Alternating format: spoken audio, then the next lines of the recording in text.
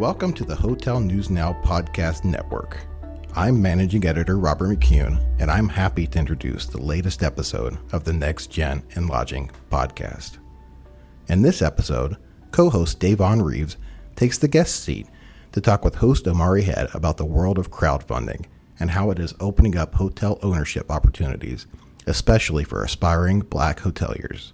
Thank you for listening, and please subscribe to this and other H&N podcasts on Apple, Spotify, or wherever you listen.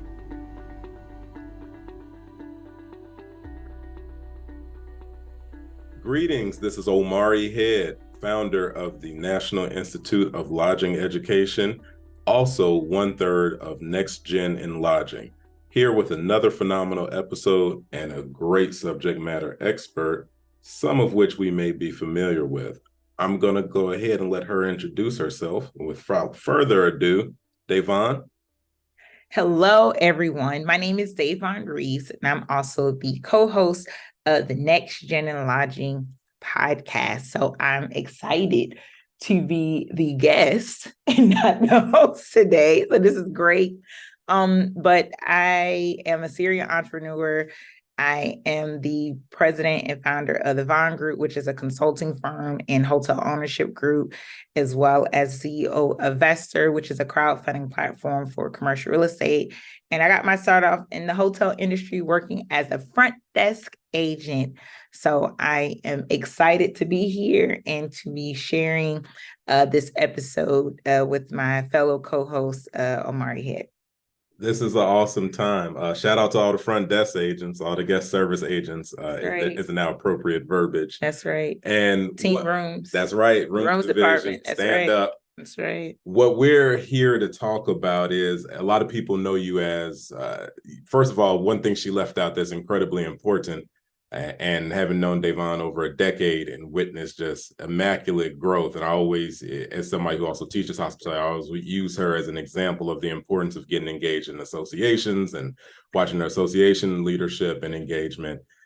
One thing that I think is incredibly important to note is that you also went to hotel school. You actually studied hospitality. You're not an accidental hotelier. Like, you actually decided to go to school, like a few crazy of us out there. So shout out to all the hotel school grads. And where'd you go to school at? I went to the Georgia State University. Go Panthers. All right, hashtag that. But what we're here to talk about is not you being a leading consultant, not you being a hotel owner, an astute hotelier, or an executive. The thing that a lot of people forget about the story has been this recent chapter. And I'm curious as to, you are now in the tech space, the technology world. What does that look like for a hotelier? How did that make you jump into being the lane of being, I'm going to be a tech founder? That takes a lot of fortitude.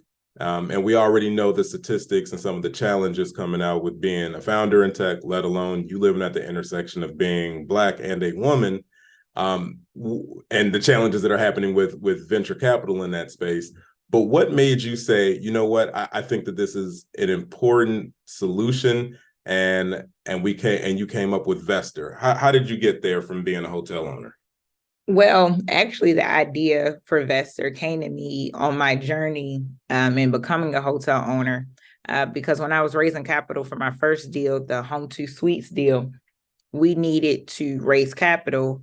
And without boring you all with the details of raising capital and SEC and all the fun stuff. Oh, no, that's real exciting. It's so exciting, and I get excited about it, right? But you can't really market to raise capital unless it's regulated the type of way you're licensed. And so we had to go the old school friends and family route to raise capital. And I actually was looking for different, during my research of raising capital, I found out about Reg CF, which stands for Regulation Crowdfund. And I noticed that some of the crowdfunding platforms out there, hotels wasn't listed, so I can raise capital. And it was one crowdfunding platform. I'm not going to say the name. I don't even think it exists anymore. But the experience was absolutely horrible. And there was some other crowdfunding platforms that were out there, or crowdfunding websites that were out there. And you had to have a minimum real estate portfolio requirement, or you had to be an accredited investor. And at the time, I didn't have either. So I wasn't able to raise capital that way. And then after I raised the capital through the old-fashioned friends and family private equity raise or private raise, I noticed that a lot of people were asking me, like, okay, hey, Davonne, I want to invest in, a deal, but I didn't have any available. And I was like, oh, okay. I don't have any. I don't know where to send you. And so it just dawned on me when again, more and more research going into the Reg CF. And I was like, well, can I actually do this? Like, can I create my own platform?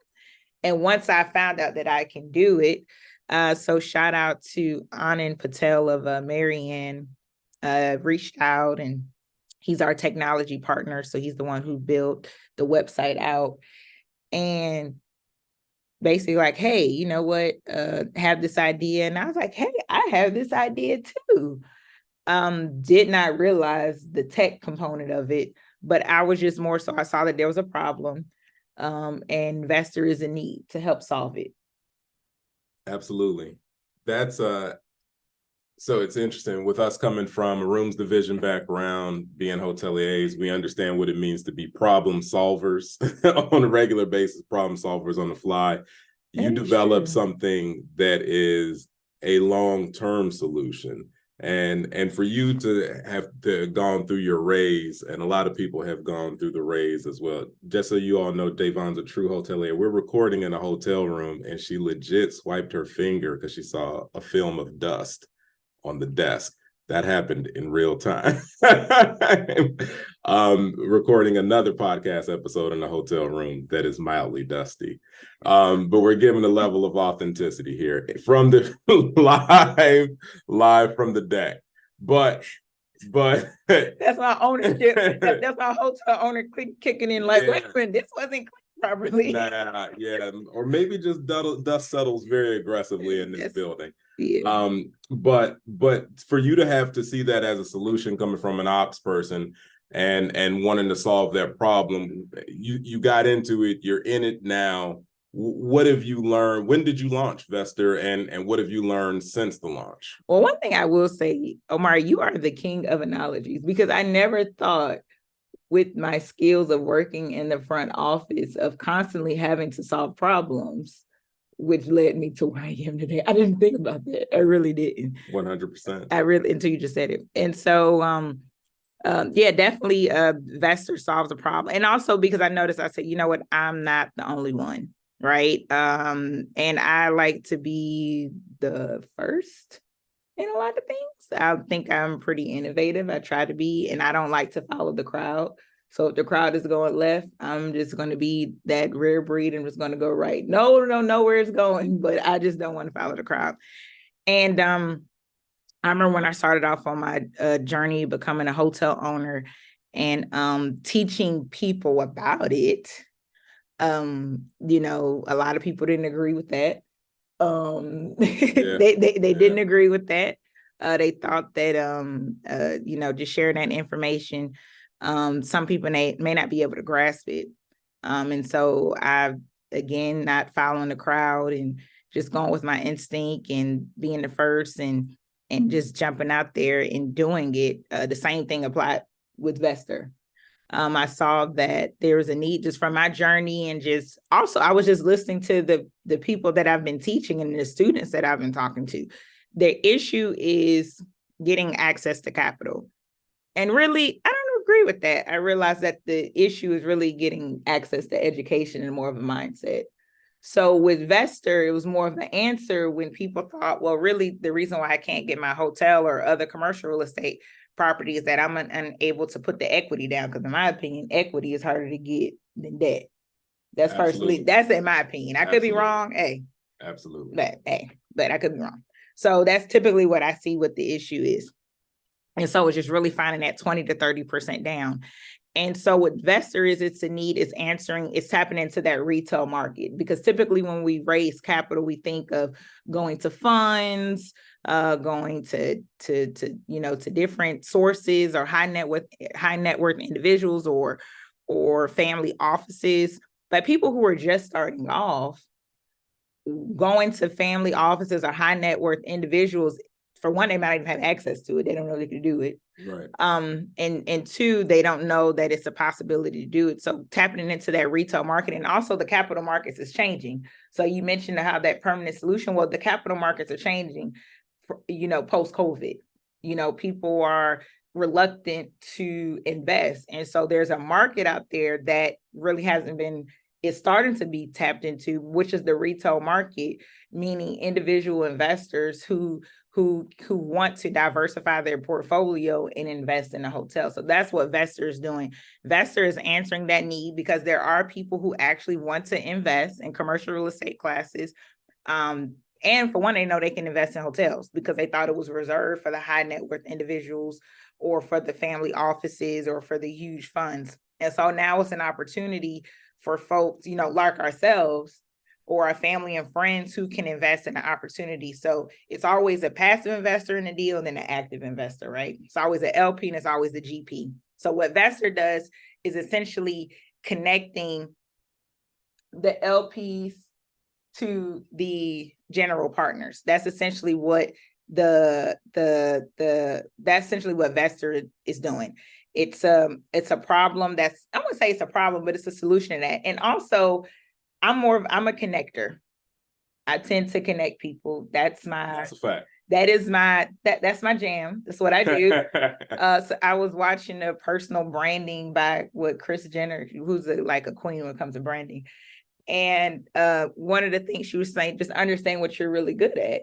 And so I thought to myself, I said, you know what? I'm really good at connecting people. And then Vesterr is connecting a GP who needs capital for their deal, and connecting to a LP, which stands for limited partner. So GP, for those who don't know, general partner, who's pretty much has control of the deal. They're leading the deal. They're guaranteeing a loan and everything, putting a deal together. They have voting rights and say so in the deal. And then a limited partner, for those who don't know, they don't have as much, voting rights, and they're just more of a passive investment. So Vesterr is connecting the two, because there are limited partners who they don't want to be GPs, and that's okay. They don't want to do all the strenuous work. They just want right. They may have a day job. Right? And putting their toe in. Exactly. And they just want to diversify their investments. So they're using real estate for whatever reasons, tax benefits, diversification of their portfolio, for a number of reasons why they would invest in commercial real estate, including hotels. So now Vesterr is a marketplace where they can go to and find different commercial real estate asset classes to invest in. Right. And so, of course, we're not a financial advisor or anything. I'm not a financial advisor. So I always recommend for folks to consult with their financial advisor. All investments are risky. So if you do decide to invest and you're unsure, definitely consult your CPA, legal, and investment advisor. Vesterr, we're a member of FINRA, which is the Financial Industry Regulatory Authority.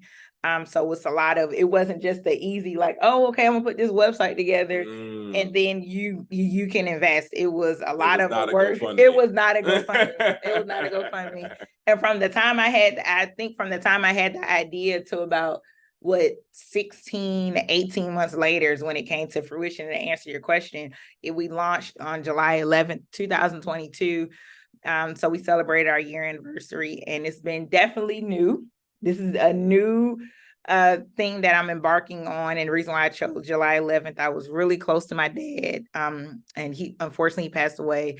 And so that's his birthday. And so I'd like to do things that have meaning. And July 11th, instead of me being sad that my daddy is no longer here and I can't celebrate, his birthday with him here on earth, but I'm celebrating something else, which is Vesterr. And this is something that could potentially create generational wealth for so many people, getting deals closed. And then the color is purple, because that's my grandma's favorite color, and I'm a grandma's girl. So everything has a meaning. I love it. Yeah. I love it. And that's dope, especially when you think about your father, and you start from the 7-Eleven component of it, and they say sometimes when we lose somebody close, it's because we're about to go through something and we need somebody from the other side to help us through that. So, and also I'm a Beyonce fan, and she got that song 7-Eleven, and so we know. If y'all don't know, you know now. I'm a true Beyonce fan. Okay? If you don't know, now you know. Right. So it's awesome to see what that date now means and what that looks like from a growth standpoint. And one thing you touched on is a drum that I beat, which is, I say, it's not access to capital. A lot of times it's access to information. It's access to intellectual capital. I find folks that are fully capitalized, sometimes they just didn't even know that you can invest in hotels, or they don't know how to, because we don't hang for sale signs out in front of hotels. Right. So it's how is that message circulating? And then when you start talking about underrepresented populations, how are they getting the word and how are they getting the information? So with you and your desire to close the gap, I thought it was fascinating that you also cemented what you said in terms of wanting to participate in the education and enlightenment of folks with Vesterr Academy.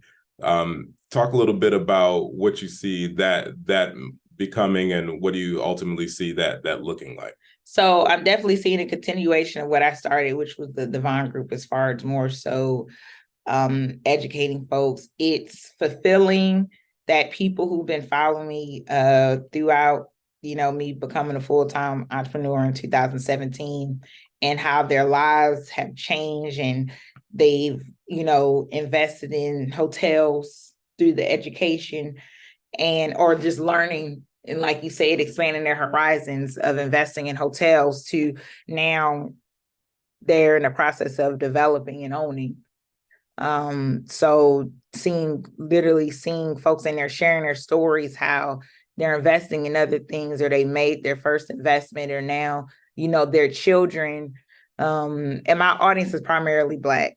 So their children are now talking about, when they visit a hotel, that now they can own it. So that educational component is not even more so of an educational component, it's more so of a mindset component, because now we've, you too, Omari, we've planted the seeds, and so many others, we planted the seeds and creating a platform where it's actually possible. Because I know when we were I don't know about you, but I was in college and working at the front desk, I didn't think it was possible of owning a hotel. So I just didn't think you could do it. My mind nobody was talking about it. It wasn't, YouTube wasn't out, this podcast wasn't out. So all, podcasts, they weren't even out back then. I don't think so, And you said YouTube wasn't out. YouTube was out. You're not that old. No, podcast. Oh, podcast. And then YouTube, it wasn't as strong as it is now. That's true. Like YouTube, literally YouTube University. People go to YouTube to do everything. That's fair. I learned how to change my baby's diapers off YouTube. That's what I'm saying. So back then, we wouldn't have thought to go to YouTube like we do now. Yeah. We wouldn't think to Google. Like when we were, matter of fact, when we were in school, we were starting off, we started to use our student email address to get on Facebook. Hey, you dated me now. Hold on. I didn't make national news with my age. I can't lie about my age anymore. I just had to go for it. But somebody want to send me some Beijing in the mail. You're so funny. Okay. Yeah, but Vesterr Academy, and just spreading awareness through education and having in-person events and just talking to folks about commercial real estate and investing and the possibility of owning the hotels, because we want you to be, basically we're teaching you from the mistakes, that we've learned. And then also going back to me being a connector. In order for you to get anything done, you need a successful team. And if you don't know where to go, if you don't even know where to start, really you can get somewhere and get almost to the closing table, but have a horrible team. And then you have to pay for it at the back end. Sis, you can get past the closing table, get the keys, and it not be the best deal for you. Right, because you And didn't have the right people. You didn't have the right people. We've seen it over. So that's and what we teach. So that's what we teach. I always say I steal Omari sayings because he comes up with better sayings than I, with the ownership thesis and the at least I ask you. You do. You give me credit. I but appreciate that. You cite the sources. I cite the source, but invest in, changing from a consumer to an owner. And so we teach those things. But one of the biggest things I teach, because like I said, I'm a connector, connect you with people that works right for the deal. Right. And so just circling back with Vesterr, I'm out of that role now because I can't really connect you, for compliance reasons. The only thing I can really connect you with is the GP and the LP. The GP to the LP, but still, connecting you with, if you need a broker, I'm gonna give a shout out to, Mark. If you need a lawyer, I know lawyers who can assist you. If you need, so I can connect you that way. So that way you can at least have the right people on your team that can advise you. So that way you can have and no deal is perfect, even if you have the right team. Nothing is guaranteed, no investments are guaranteed. And but having that right team and trying to get something that makes sense. Because at our job at Vesterr, our job is to protect the investors. So if, when we do our due diligence and we see that there's no way that this person can get approved for Marriott, guess what? You probably won't make it to Vesterr, right? That's something that just we have to do at our due diligence to protect our investors. And that's crucial. And I'm so glad to hear that you all are doing a little bit of legwork on the front end. And like you said, it's still some investment risk. And that's part of entrepreneurship, right? Is you're working for profits and not wages. And sometimes that means that you end up working even harder. So as you decided, you talked about something that was real crucial. I want to revisit, talking about connecting the general partners to the limited partners. So for the listeners who may not be familiar with that could be a general partner, could be somebody that has, they've found a deal and it makes sense and the numbers are great and they have some of the team members in place and they have 250,000, but between them and one other business partner, and they need $1 million down payment. So they have to raise the balance of 750,000. They can come to Vesterr and say, hey, we have this idea, and what are the investment minimums that people can invest in? So as far as, I do want to mention that as far as like the investment, the minimums, it varies because there are other crowdfunding sites out there as well. I'm proud to say there are not a lot of crowdfunding sites that accept hotels. CrowdStreet, our competitor, accept hotels. Their structure is different. Cadre, they do hotels. Again, it's not really crowdfunding, but they're in their platform. You can invest in hotels on that platform. So there are other sites which you can invest in. Other sites, they do have minimums, and it varies. Same thing with Vesterr, it varies per deal. I won't say per deal, but the minimums are set by the investors, and they set the minimum what it is to actually invest in on a deal. So it's set by the general partner? Yeah, it's set by the general partner. Got you. For investors. So if they say 6-figure, 5-figure, that's something because we're just a platform. So we won't, yeah. So somebody could save, and hypothetically 15,000 to invest in a hotel. Okay, that could be interesting. Mm-hmm. That could be interesting, and that kind of democratizes the ownership process and allows a lot more people in the gates, which ultimately can be good for a lot of people from disadvantaged backgrounds. Where do you think that Vesterr can be? Current climate right now, a lot of people are complaining about financing. So it's not that, and I always have to say that people say, oh, it's tight out there. And I tell them, well, it's not that they're not lending, you just don't like the numbers. So how do you think the Vesterr can solve that solution for somebody that's even a seasoned hotelier that has a bunch of people? Where do you think the Vesterr could be a solution? Well, Vesterr could be a solution, and not just Vesterr, but other crowdfunding sites as well, because Vesterr may not be the best fit for your deal. But the one of the biggest solutions that you're tapping into that retail market, right? Typically with capital markets, they have their high net worth individuals, or they have their they have their family offices, and depending on the market, they may not want to invest. They may not want to deploy capital for whatever reason, the market, or just for whatever reason. And but however, with retail investors, now you're getting, because typically people would rather work with like 5 investors instead of like 100. So that's probably one of the downfalls of in the crowdfunding space. I do know some deals that they've raised $9 million, and they pretty much raised the majority of the equity or the funds. And not even that, you can't even do equity, not just equity, you could do debt as well. So answering your question, as far as with the change, people can raise capital for the debt portion of the hotel as well, through crowdfunding. So stuff like that can definitely change the market, make it more accessible, especially for first timers or for people who have exhausted. Now, of course, it's a gamble. Everything is a gamble. You're dealing with different investors. You're dealing with investors who are maybe not as sophisticated when it comes to hotels. And so they don't really understand how it operates, and that the dividends are really based off performance. So it's a lot of, they're trying to show up to get their free night. Yeah, so it's a lot of different things. Right. So it's a lot of different things. That would never happen. Right. You said that. It's a lot of different things that you can run into. There are pros and cons when it comes to crowdfunding. But just like myself and, the other counterparts, or my other counterparts, or competitors, you run into that issue, right? Gotcha. But it does help because it's an alternative way to get to capital. Right. So we, like you said, an alternative way, and you touched on the debt thing, and we can figure it. Let me ask you this.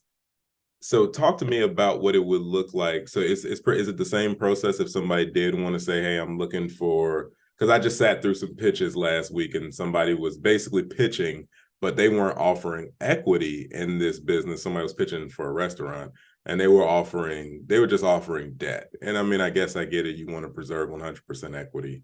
But it's kind of a whole nother conversation on mindset, right? Mm-hmm. But so is somebody able to raise debt on the Vesterr platform or some of these other ones? Yeah. So I think it has to be disclosed, right? Of course. So if you want to raise debt in the bank, essentially, then that has to be disclosed to the potential investor. Like, okay, hey, that's major. You don't have ownership in this deal. You were essentially the lender. Right? That is major. I mean, I don't think people realize what they just heard. So people are complaining that debt is out there at, high single digits, low double digits, 9 to 11%. I'm hearing from some people. I'm still seeing stuff get done in, 7 sometimes. But, let's say most people are getting 9 to 11, let's call it 10, is the market for whatever reason. You mean to tell me that somebody could say, hey, me and my partners, we're trying to do this $15 million deal. We got, $8 million in equity, and then maybe they could raise the other $7 million in debt from the retail market of investors that are looking to participate in debt, and maybe they're getting the 5% interest. And if I'm looking at an investor as an investor and I get to participate as debt, that actually sounds attractive, because while you don't enjoy the upside, you also are protected on the downside. And it's a nice little coupon clip of even 5%, 6%, whatever, which is beating the street, interest rate. So I think it sounds like you're going to be busy in the next year. We're already starting to be busy. We're already getting deals lined up. Because talking about with the wave of debt maturities and some people just not favoring the high single digit and low double digit interest rates. I think that we'll start to see a bit more product there. Mm-hmm. What else would you want people to know about Vesterr? That we're Black owned. I love it. That we're women owned. Talk that. And literally, we are the first crowdfunding or regulation CF, to get really technical and specific for my folks out there that like to be specific. We are the first reg CF for hotels. Pop your collar. So I like making history. I like being a what is it, game stopper? I'm dropping the mic. Game stopper? What is it? I don't know what you mean. It is a game stopper. I'm still dropping the mic. You're dropping the mic. You're a mic dropper? Yeah, I'm a mic dropper. I guess so. I guess that's what it is. But the biggest thing, this is what happens when Omari and I get on the podcast, right? No, but the biggest thing is for Vesterr is that, I saw that there was a need, that people wanted to invest, and I kept hearing that I don't know where to get capital. And that was what I kept hearing. And Anna actually came up with the name, but Anna and Marianne. But Vesterr, what I want people to know is that we are here. I'm a hotel owner, commercial real estate owner because of the hotel. So I understand. I'm not a tech person. I don't know how to code. Okay. But I'm big at building teams. So I find somebody who got to code. Pretty good at marketing. Don't say. I'm pretty decent at raising capital because I raised some money before. Mm-hmm. And so now I'm just combining my skills of being a connector and just adding a technology to it. I love it. So automating the process so that can be scaled. And so Vesterr will one day become a unicorn company. That's the goal. That's what's up. What's in your playlist right now other than Beyonce? You know what? I was listening to some P-Funk the other day. I guess that was for those who don't know. That's George Clinton, Parliament Funk. Yeah. I like, I love Beyonce. What else was I listening to? I was about to say, you're a parent, so P-Funk got a whole nother connotation. Yeah, P-Funk, I play that when Jameer's not in the car. When Jameer's in the car, we listen to Encanto. Okay. And whatever is on Disney. But what else do I have on my playlist? I think that's it. Oh, yeah, YouTube music. I just, whatever's on because I'll play Beyonce and they play songs similar to Beyonce. I love it. And final question, who are some of your... Oh, Young Dolph. Young Dolph. You have to accept that? No other podcast you're going to hear somebody talk about hotels. A tech founder, and then slide in some Young Dolph. Rest in peace to the young king. Yeah. Tell me this from a business standpoint. Who have you found to be influential, and I don't want to say people that you have modeled yourself after, but people that you may consider model corporate citizens or entrepreneurial citizens? You know what? Not only do I love Beyonce because of her music, but I love Beyonce because of her work ethic. She came out with the Renaissance tours, now like with the highest grossing, either Black or female, the stats are still coming. Revenue was like what, 560 almost over a $500 million, right? Something like that in sales. Her and Taylor Swift and Barbie, I think, they made a tremendous impact. Just Beyonce alone, tremendous impact when it came to the hospitality industry. That's because people were staying in hotels, people were staying at restaurants. I mean, eating at restaurants. People were flying, literally to listen to her, right, to see her perform. Then not only did so I bought her album last year, the Renaissance album. I went to the tour in Atlanta. Mm-hmm. Not only watched the tour, she just launched a perfume. Mm-hmm. Then in December 1st, you can pre-order the perfume that's going to come out during the holidays. So you can pre-order it right now. Literally, she just got off a tour.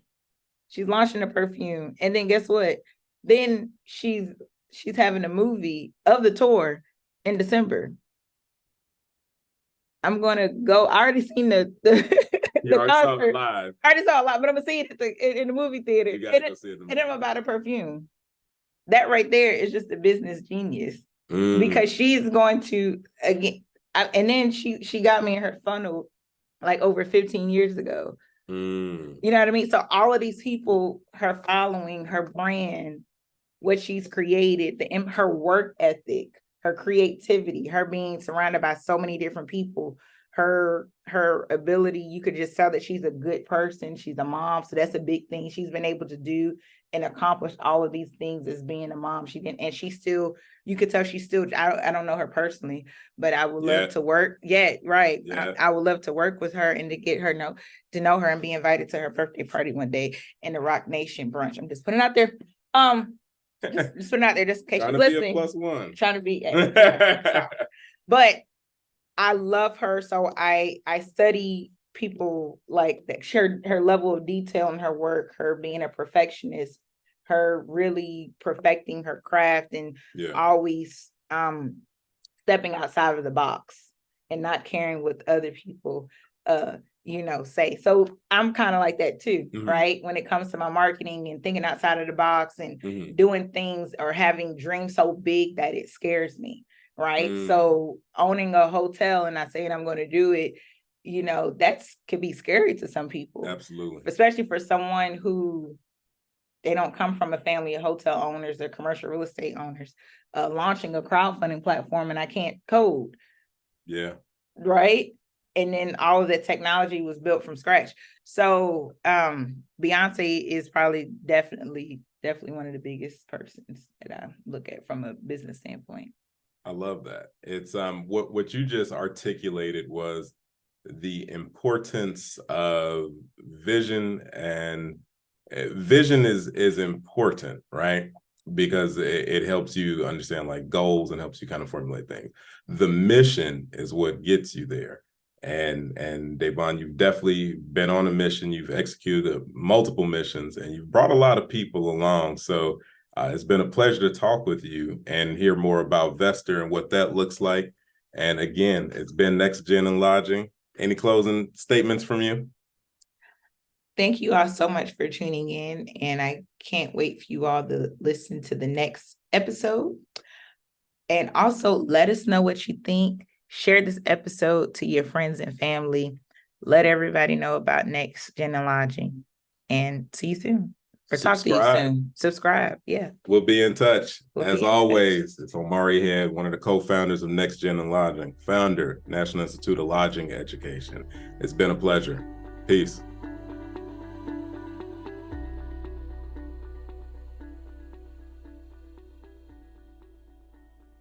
Next Gen in Lodging is part of the Hotel News Now podcast network. This episode was recorded by co-hosts Omari Head and Davonne Reaves on October 25th. The episode was edited by Robert McCune. Visit hotelnewsnow.com for other hotel industry news, videos, podcasts, and more. Want more of the latest news and insights from across the global hotel industry? Head to hotelnewsnow.com for up-to-the-minute breaking news and subscribe to the new Hotel News Now podcast to hear directly from industry leaders. Available on Spotify, Apple, or wherever you find podcasts.